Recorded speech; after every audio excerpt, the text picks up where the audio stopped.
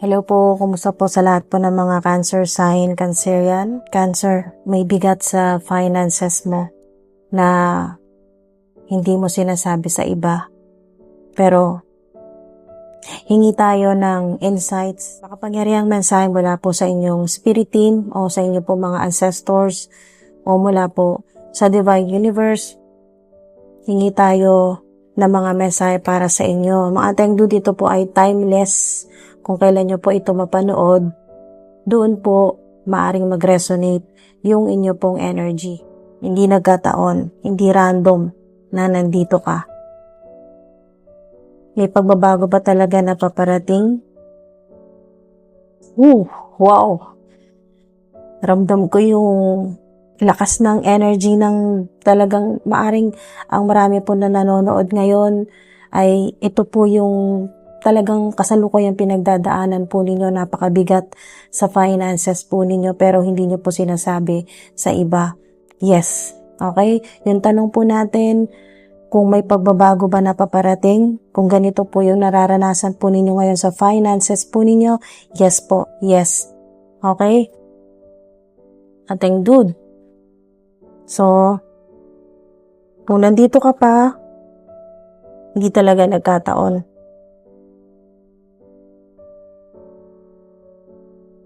Maaring may mensahe ka talagang makuha dito. At sana, makatulong sa'yo.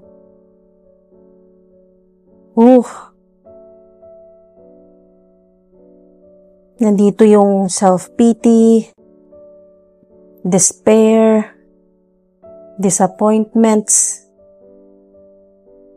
natatakot kang mag-risk, natatakot kang mag-take ng risk, may takot ka na mas lalong mawalan, na mas lalong mahirapan. Nag-iisip ka ng mga worst case scenario. O maaring maraming nawala sa inyo mga tengdud at natatanong nyo po sa sarili nyo. Yung, alam nyo yung sobrang hirap na nararanasan po ninyo sa pera o sa trabaho po ninyo. Maaring kayo po ay, maaring nawalan po kayo ng trabaho o humihina po at patuloy na humihina yung inyo pong pinagkakitaan. Natatanong niyo po sa sarili niyo bakit parang ikaw lang yung sumasalo ng lahat ng mga responsibilidad. Kung ganito po, napakabigat, napakalungkot ng energy po ng napakabigat at napakalungkot po ng energy po ninyo sa ngayon. At maaring ito po yung tanong po ninyo, kung may darating ba talagang tulong? Kailangan mo pa bang magtiis? Gaano pa katagal yung pagtitiis? At maaring napapatanong po kayo sa sarili po ninyo o tinatanong ninyo ang Divine Universe, ano ba ang hindi mo nakikita sa ngayon? Bakit delayed ang pera mo? Bakit ang hirap ng pasok ng pera? Bakit nahihirapan ka ngayon? Or maaring matagal na sa ilan.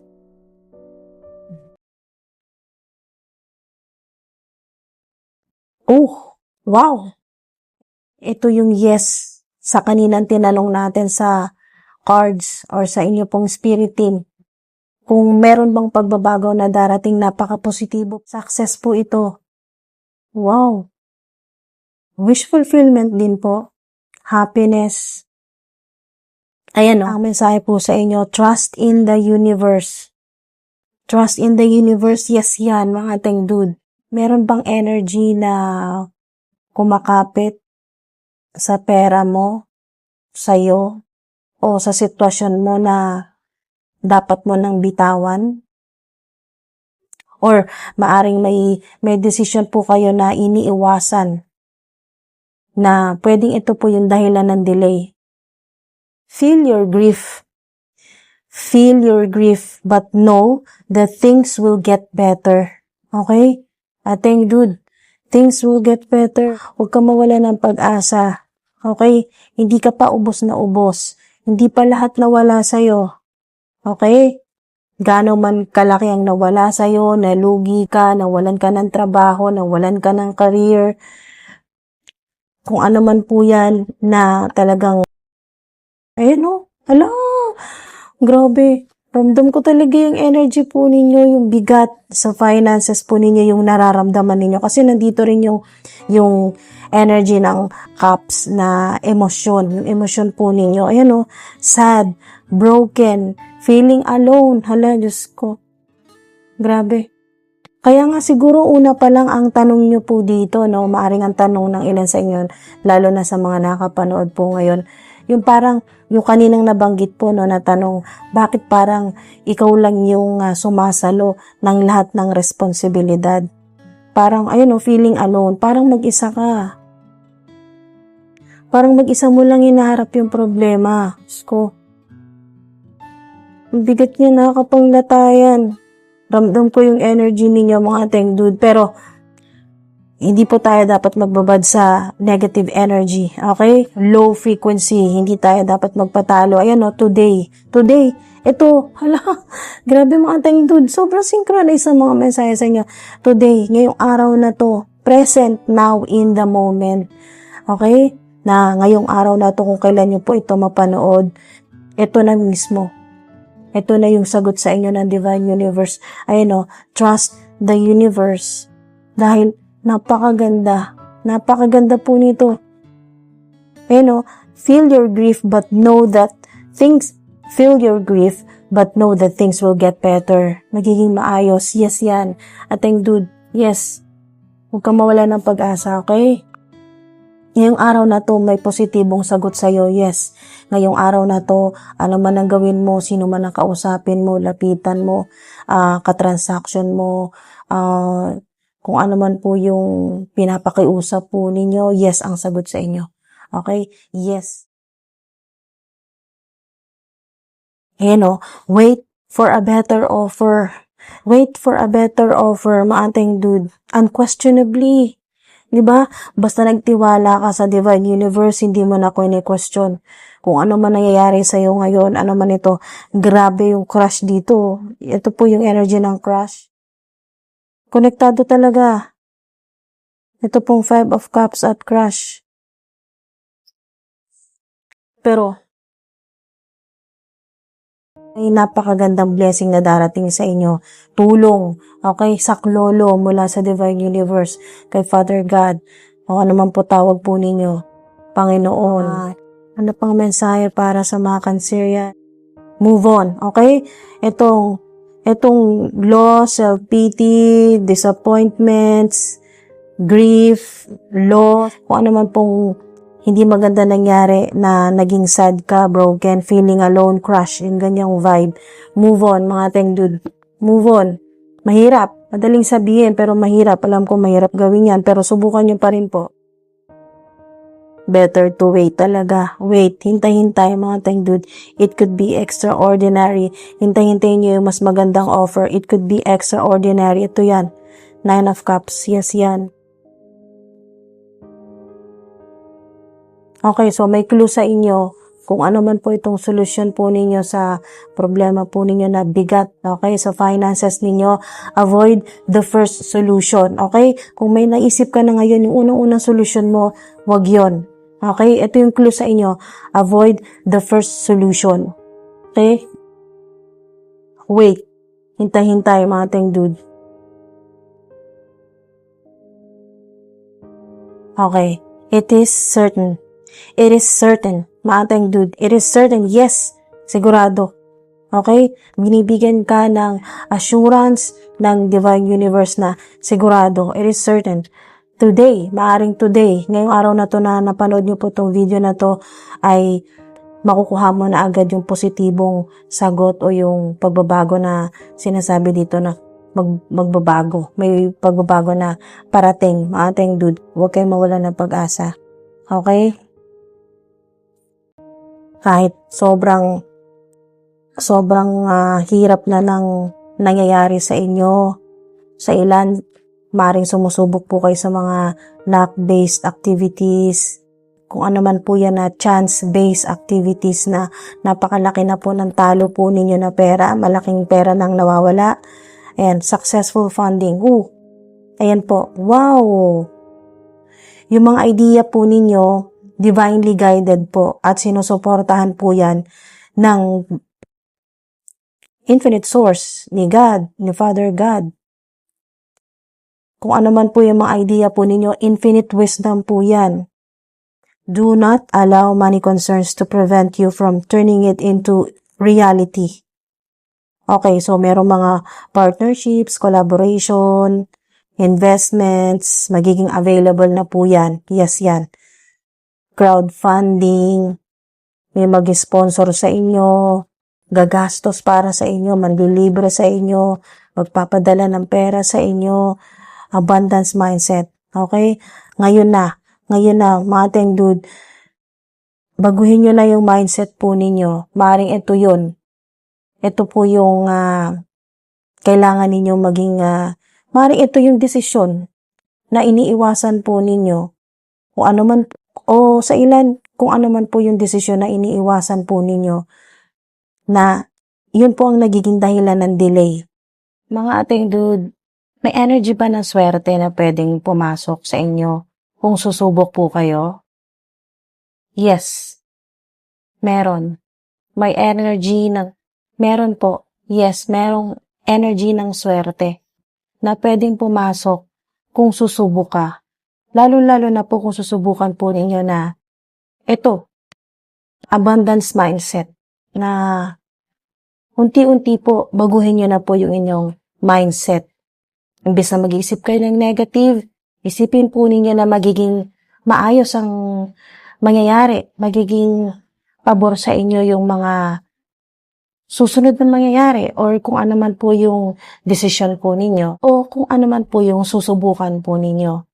So, kailan po magiging mas aligned ang timing mo kung pipiliin mong mag-risk? So, mga ating dude, ang tanong kung kailan magiging aligned ang timing mo kung pipiliin mong mag-take ng risk. Magiging aligned po yan kung sisimulan nyo po na baguhin yung mindset po ninyo. Kapag yung mindset po ninyo ay nasa abundance, kapag ang mindset po ninyo ay abundance, o nag-iisip po kayo ng positibo, doon po mas magiging align kung ano man po yung susubukan po ninyo. So, ano ang dapat mong gawin para hindi masayang ang pagkakataon na ito kung susubok ka? Okay? Kung ano man po itong risk o kung ano man po yung susubukan po ninyo. Para hindi masayang, anong dapat gawin?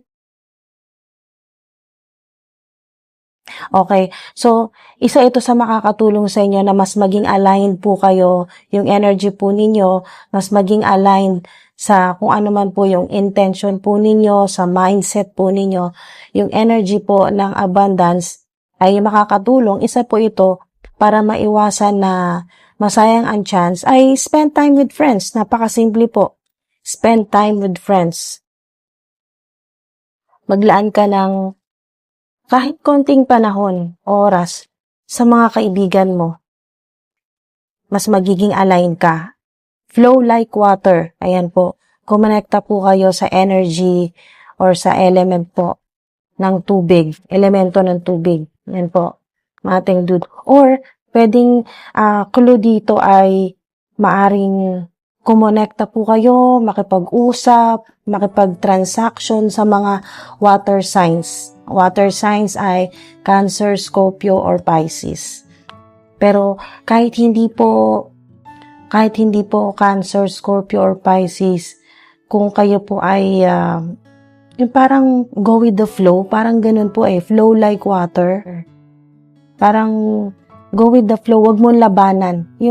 Wag mong labanan yung agos ng tubig. Parang ganun yung sinasabi dito. Yun po, isa po yun sa clue na dapat mong gawin para hindi masayang ang chance na ito or kung ano man po ito na pagkakataon o opportunity. Okay, so isa pa pong makakatulong sa inyo, aromatherapy. Aromatherapy, maating dude. Hindi po ito para sa lahat, pero kung ikaw ito, mararamdaman mo kung kailan ka dapat kumilos, kung kailan ka kikilos. Maating dude. Yes, darating ang tulong. Okay? Darating ang tulong o yes, magiging matagumpay kung ano man po ito at may makakatulong talaga sa inyo sa pera. yes, magbabago ang mindset po ninyo. Hindi na yung lagi kayong wala, laging hirap, abundance mindset na po yan. Yung mas iniisip po ninyo na anong pakiramdam mo kung magiging pabor sa'yo ang mga nangyayari, kung na-attract mo talaga kung ano yung gusto mo, kung ano yung mga kailangan mo sa buhay mo or sa pang-araw-araw mo na kailangan. Ayan po mga dude. At kung ano man po yung may connection sa inyo pong mga goals sa buhay. So, darating po ang tulong. Pero kailangan mong pakawalan ng isang bagay na matagal mo nang dinadala. Okay? Ating dude. Pwedeng significant po sa inyo ang blue, light blue, purple, pink, orange, or light yellow. Parang ganun po, light yellow. Significant din po ang red o pulang bulaklak, red flower or flowers, seashells, tarot cards, oracle cards, moon, pwedeng simbolo or tattoo. In any shape or form, basta may kinalaman po sa moon or buwan. Aromatherapy, mga essential oils, mga ganun po. Wow. Crystals, lalo na po black tourmaline na naririnig ko dito. Yung green din po na crystal. At amethyst. Amethyst na crystal. Wow. Hingi na rin tayo ng lucky numbers or angel numbers po ninyo. So, sa ilan, pwede po ninyong gamitin itong gabay o pwede rin po sa ilan sa mga sumusubok po sa mga chance-based or luck-based activities. Kayo na po bahala. Okay? Mga ating dude. Or pwede po ninyong hanapin sa internet kung ano pong meaning para sa inyo na may connection po sa kung ano yung gusto nyong malaman. Halimbawa po, angel number 17, 7, or kung ano man po yung angel number na gusto po ninyong malaman, kung anong meaning nito at anong connection nito sa energy mo ngayon or sa nararamdaman mo, makikita nyo po yan. I-search nyo po kung ano po yung intention po ninyo. Halimbawa, gusto nyo pong malaman meaning nitong 17, angel number 17 or 1717 or 777, malalaman nyo po. So, magkaka-idea po kayo. Halimbawa po, itong mga numbers na to, angel numbers ay para po sa money. Yan po, malalaman nyo po kung ano yung connection nito sa sitwasyon mo ngayon sa pera. Okay? So, meron kayong number 8, 12, 10, 16, 3, 7, 15, 5, 13, 1, at 19. Pero yes yan, mga ating dude. Wow. Simula ngayon, pagkatapos yung mapanood tong video na to, maaring madalas po kayong makakita, makabasa, makarinig ng yes. Isang confirmation din po yan mula sa Divine Universe na yes, hindi ka mabibigo. Kung ano yung gusto mo, yes yan. Bibigay sa iyo yan. Okay, mga ating dude? Yes, ang sagot sa iyo ng Divine Universe at malalaman mo ang sagot na yan today. Ngayon mismo, today. Hindi matatapos ang araw mo ngayon na hindi ka makakatanggap ng confirmation or clue mula sa Divine Universe or sa mga angelic beings, sa mga ancestors mo, sa mga spirit mo ng yes. Yes. Okay, yes, kung ano man po yung hinihintay mong sagot. Alright, so maraming salamat po mga ating dude. Kunin nyo lang po yung mga nagre-resonate po sa inyo at iwanan nyo po yung hindi para sa inyo. Maraming salamat po mga ating dude. Ingat po kayo palagi. Hanggang sa susunod po.